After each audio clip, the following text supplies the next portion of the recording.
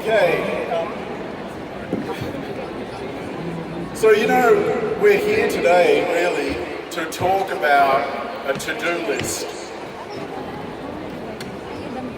And this is an incredible to-do list. If you think about it, that to-do list has 17 goals, 169 targets, and 193 countries have signed on to this to-do list. And this applies to a country whether it's rich, poor, or anything in between. And if we manage to complete this list in 15 years, the world is going to be a fundamentally different place to live in. It really is a global agenda. So I think there's one quote that probably captures the sheer ambition of the SDGs. And look at this quote very carefully. What it says, and this is the former Secretary General, has said, "We will be the first generation to end poverty. We will also be the last generation to live with the worst impacts of climate change." And he also says, if we don't succeed, future generations will judge us very harshly. So the message is really simple. If we continue on as business as usual, we're going to be in deep, deep trouble. It's not an option. So the interesting thing about the SDGs is it's not like the MDGs. I don't know if you know the history of the MDGs, but it was really a bunch of UN bureaucrats who locked themselves up in a room and came up with the Millennium Development Goals. But the interesting thing about the SDGs, it really is a people's agenda. It was a result of a global survey where more than 10 million people responded to that survey. The 17 goals that you see, the 16 substandard goals are there because that is what all of you had said were the biggest issues that were of concern to you. And most of the respondents were in fact young people.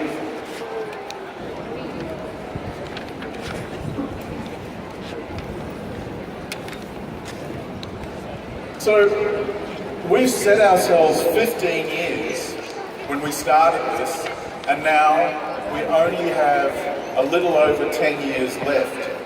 The clock is really ticking, and we have to change the footprint we have on this earth.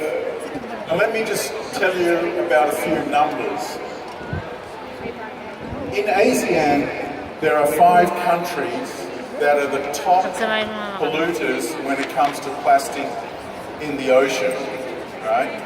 They're the global top 5, and they're all in this region. And guess what? The Philippines is in the top 3 of plastic polluters for the oceans.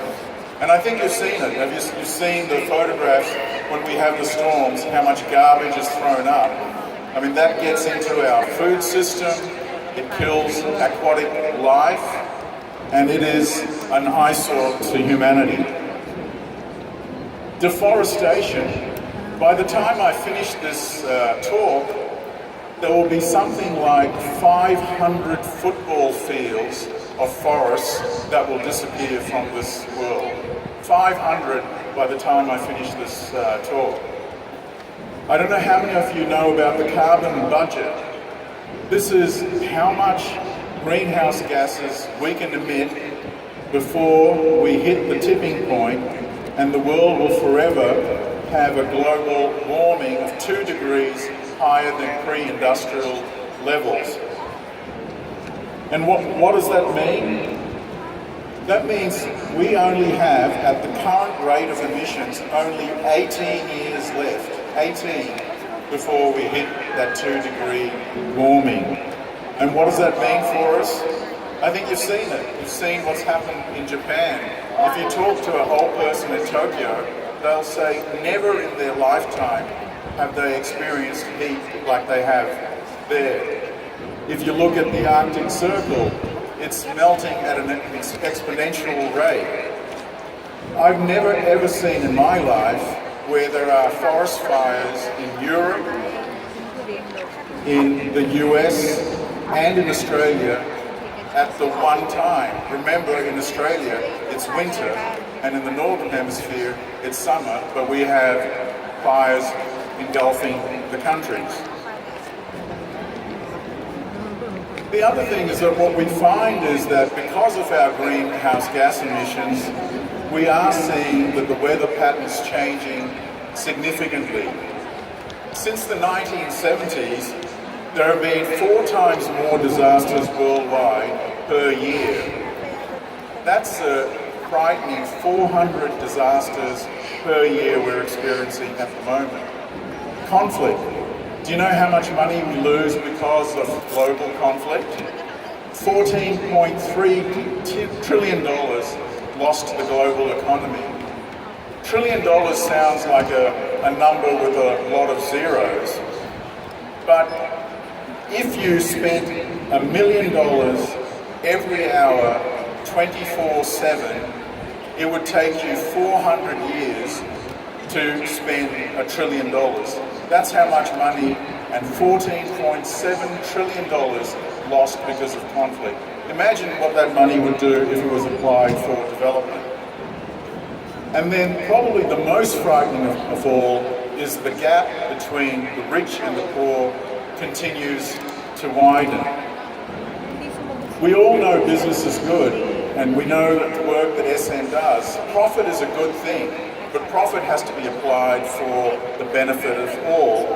But do we want to live in a world where last year 82% of the global wealth went to 1% of the population? Imagine that. 1% got 82% of the wealth that was generated last year. Billionaires last year earned $762 billion, right? These are just the billionaires in the world. If you took only half of that money and applied it to poverty reduction programs, you could eradicate poverty 4 times over. These are the numbers what we're talking about. So I want to show you a video because I don't want these numbers to frighten us. We've actually done a great job in terms of dealing with some of the development challenges, but we have quite a big job to do.